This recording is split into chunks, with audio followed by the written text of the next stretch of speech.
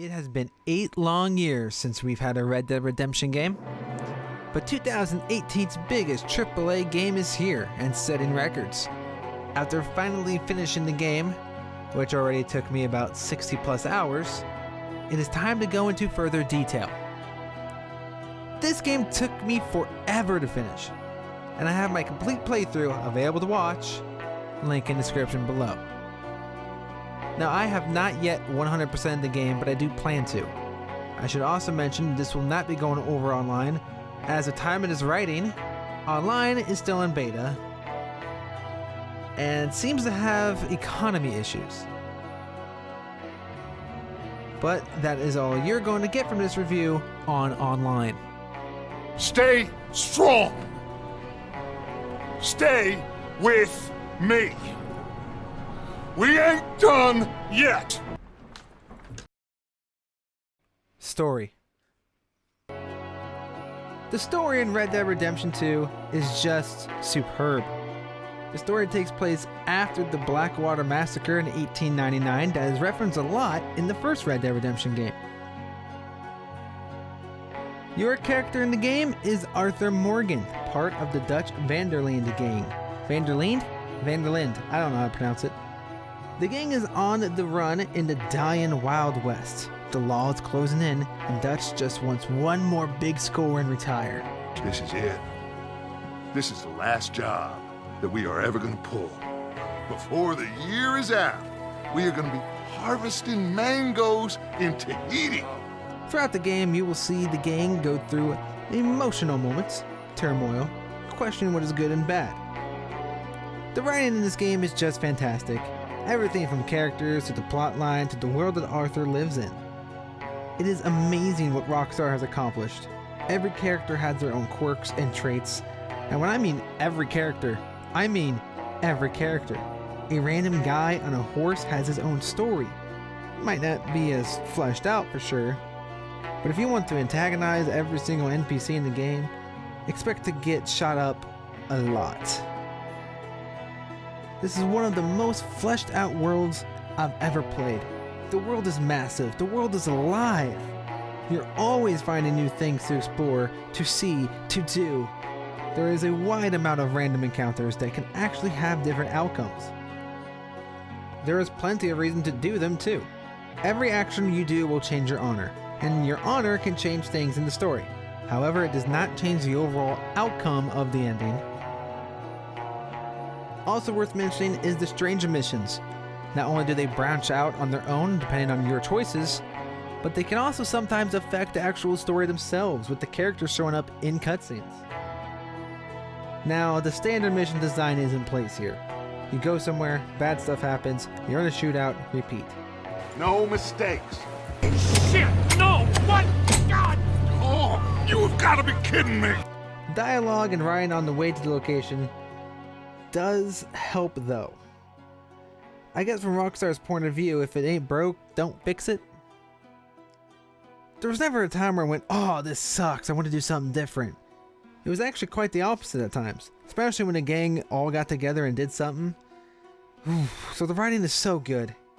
The world is good, the missions are good, the characters are good. Rockstar has yet again knocked it out of the park with this story. This story rivals that of, well, Red Dead Redemption 1. And actually, I think it's better than that. So in my opinion, Red Dead Redemption 2 has the best story Rockstar has ever written. And it kind of makes the first game's story better. It's a good point, Arthur. A very good point. All right, well, what do y'all want me to do? Gameplay. So all that story is great, but gameplay is what separates a good game from a good movie. Now, if we're talking about content, then I cannot tell you enough about this game. There is so much to do.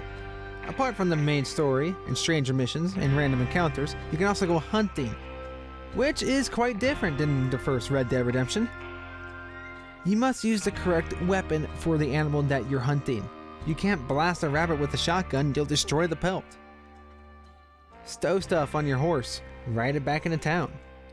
Sell stuff at the fence from your kill, or you can sell the fur to a trapper, which will unlock more outfits for you. And you can also craft many other special items with the items that you currently got. Or you can cook the meat and eat that to help your cores. More on that later.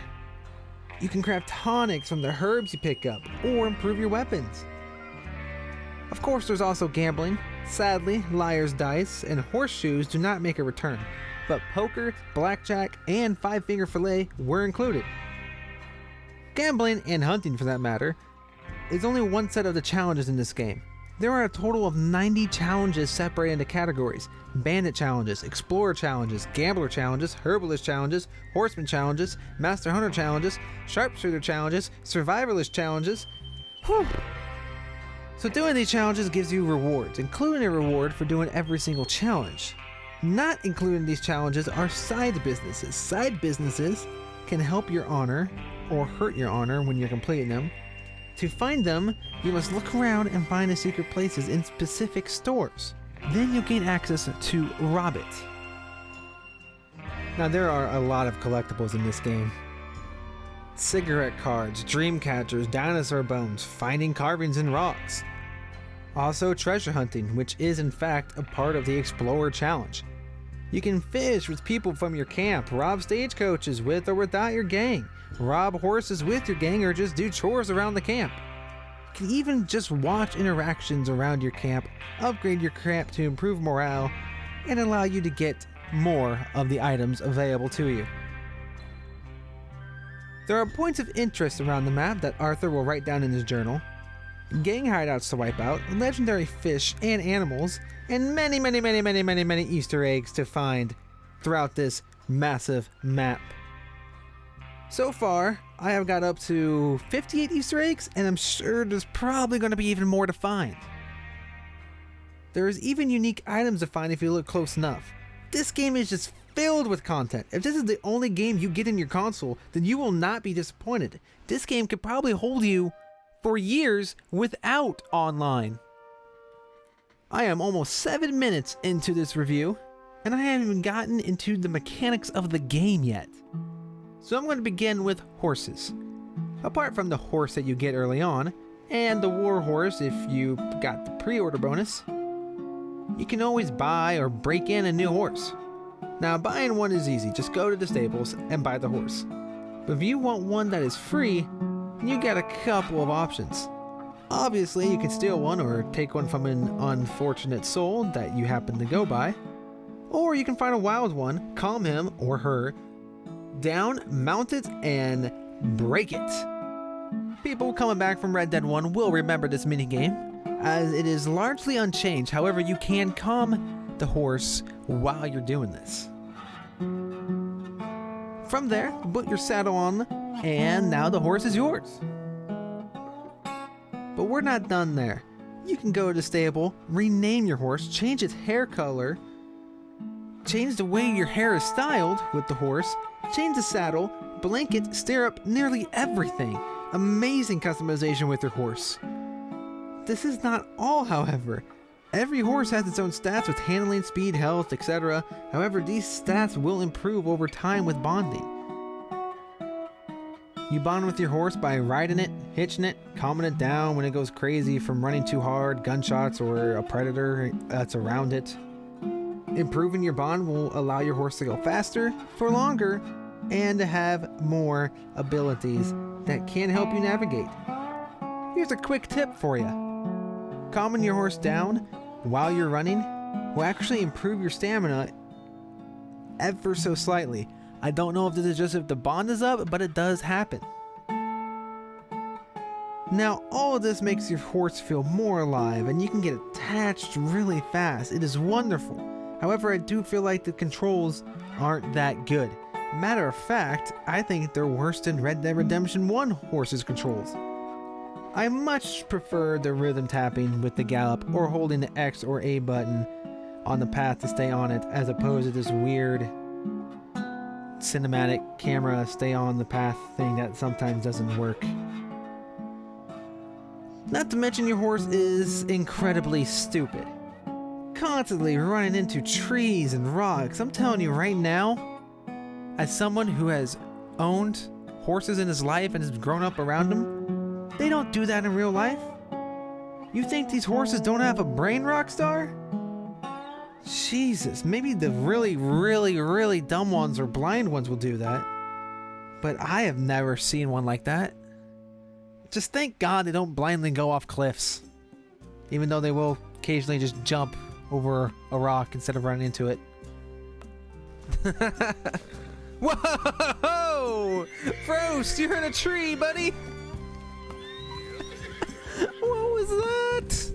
So now let's talk about Arthur Morgan's mechanics. Trust me, Arthur. If it's business, well, business is business. Yes, we are finally going over how to control your character. And finally talk about these cores. The core system is new, yet it can be somewhat confusing. It is a method for your health, stamina, and Deadeye. Yes, Deadeye makes a return and can be upgraded throughout the game, much like health and stamina. However, I didn't really ever feel an upgrade in health or stamina. I did notice it in Deadeye.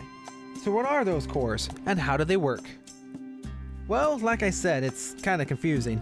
Basically, there is a meter outside the core icon, as well as a meter in the icon. While your meter runs out, it starts to drain the icon, and once the icon is drained, you will receive a screen effect or die, depending on what that is. Stamina gives you a screen effect, health obviously kills you, and Deadeye just kind of not allow you to use Deadeye.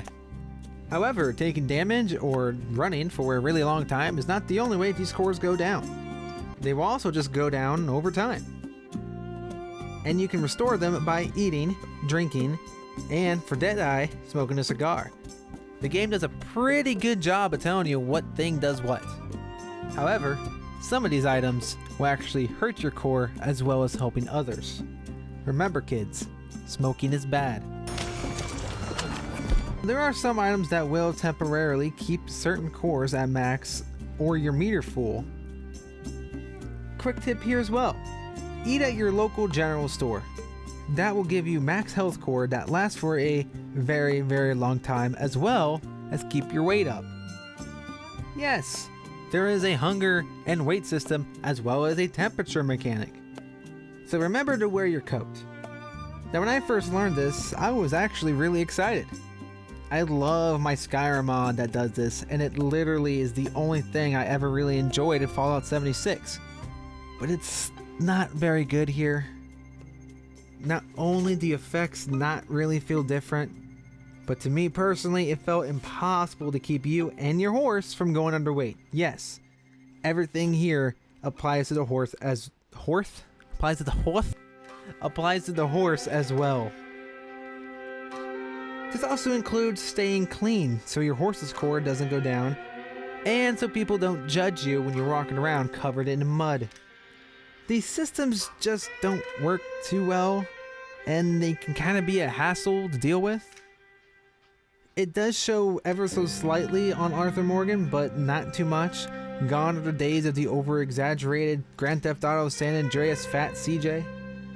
I wish they could include a bar or notification in the top left corner, where everything else is, or at least an audio cue.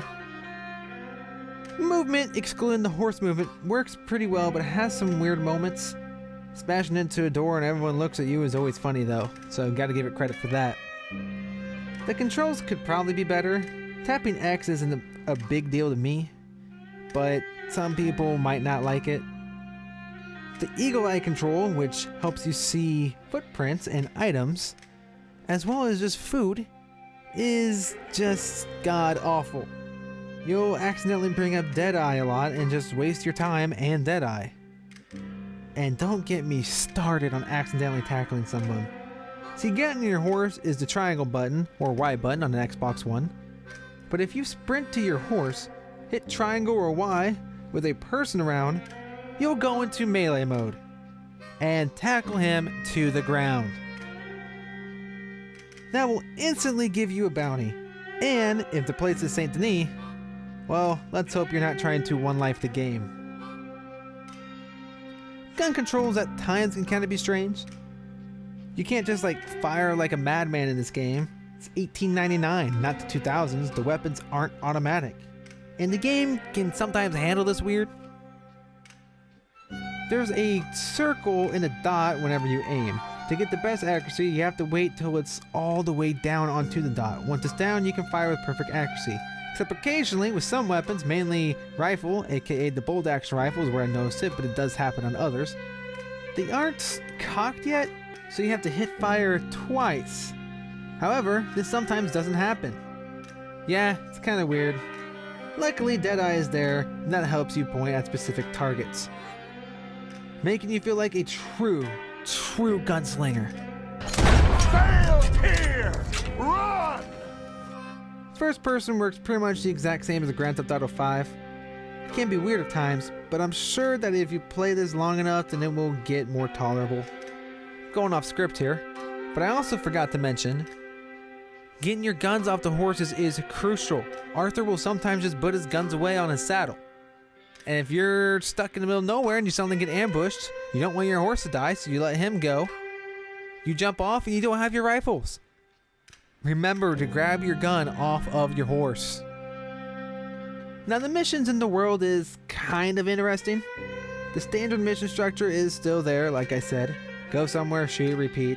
There's a couple missions here and there that change the shooting aspect a bit, and let me tell you, even with this mission structure, some of these bigger missions are just fantastic. And even some of the stranger ones are good. But there is an extent where it is pretty darn Rockstar generic. Linde, my boy! Do I look like a Lenny to you? Now the world is amazing in detail, no doubt. You talk to nearly everyone. Some places grow and build over time. NPCs have a schedule that they follow every day. Some parts of this world is almost too much detail. It's cool the first time that you pat down a body to loot him. But in the middle of a firefight, it can be really annoying, especially compared to the old Red Dead 1 pat. Which, Red Dead 1 also has a better cover system for some reason. Matter of fact, Red Dead 1 is just kind of more convenient. You going hunting? Well, you can only get one big game at a time, then you have to run occasionally across the whole map hoping that the pelt or carcass doesn't rot in rain or just over time. Now, whether that's good or bad is kind of up to you.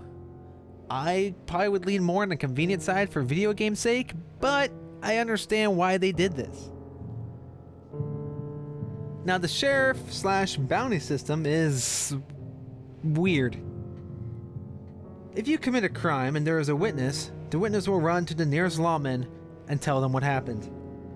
Now you can threaten, kill, or defuse the situation. But if you commit the crime with the mask on, they won't know. But if you already committed a crime in that area, they will? That doesn't apply to trains where you'll always get a wanted level, or stores cause they will always know somehow. But if you do a mission like a stagecoach robbery, then they won't know, no matter what. It's all very confusing. And I have an issue with games when I don't know if punching a guy is knocking him out or killing him. If someone is fighting me and I have to self-defend, I sometimes get a wanted level. And sometimes the sheriff will come to the bar, watch my fight, and I'll accidentally punch him because I didn't know when the other guy was knocked out and get a wanted level that way. It's just so very inconsistent. It truly is a roller coaster ride with gameplay. An open world game with linear but fantastic missions and subpar controls, but absolutely filled with content and stuff to distract you for, like I said, probably years. You could probably play an open world for months and still find something new, and do all this before you do any of the missions, and the missions just kinda go into movie mode. Now in my 60-some hours in the game, I didn't have very many bugs. I had none that really made the gameplay any worse. I did have one mission kind of stop for some reason, and I couldn't progress in the mission, and I had a couple funny glitches here and there, but nothing that was really game breaking or really too annoying. I think in total maybe about 4. I don't know. You can watch the playthrough I had for 60 hours and write a tally mark every time something happens. Now this game does run at 30 frames no matter your resolution. It may dip here and there, but is never ruining your gameplay experience despite it going occasionally at 28 frames per second as opposed to 30. Overall, solid game compared to how much stuff is actually in this game. It ain't a big show. Presentation. So, this is going to be the smallest aspect of this review. Voice acting, perfect. Textures, tremendous. Effects like your breath in cold air or drips of water falling off your clothes after it's raining or you went for a swim. Amazing. Attention to detail, down to the horse pooping. Amazing. Player models, amazing. Music, oh, it's perfect. Yeah, this game is just tremendous in graphics, sound, almost every aspect. Although I will argue with one thing. And it probably is just from nostalgia glasses. But I do feel like Red Dead Redemption. I do feel like Red Dead Redemption. I did it again. I do feel like Red Dead Redemption 1's lighting might be a tad better, but that's probably just nostalgia. Conclusion. Although the controls and mission structures at times feel kind of clunky or generic, how much content is in this game has really made up for it, as well as its attention to detail, which to be fair might be going a little overboard with the immersion. Overall, I'd give Red Dead Redemption 2 a 9.4 out of 10. Thank you all for watching, like and subscribe for more, comment down below what you thought of Red Dead Redemption 2, and what I should review next. I'll have a link in the description to my full playthrough of Red Dead Redemption 2, which will be updated here and there because I do plan on getting it 100%. Feel free to drop by for some streams of me playing online sometime. I also want to do more guides on Red Dead Redemption 2, which I've done a couple, but not too much at this point of this recording. Also, you can watch whatever else you want on this channel. I got a lot of stuff for everybody, such as sports, shooting games, whatever. You name it, I got it. So yeah, subscribe. Later.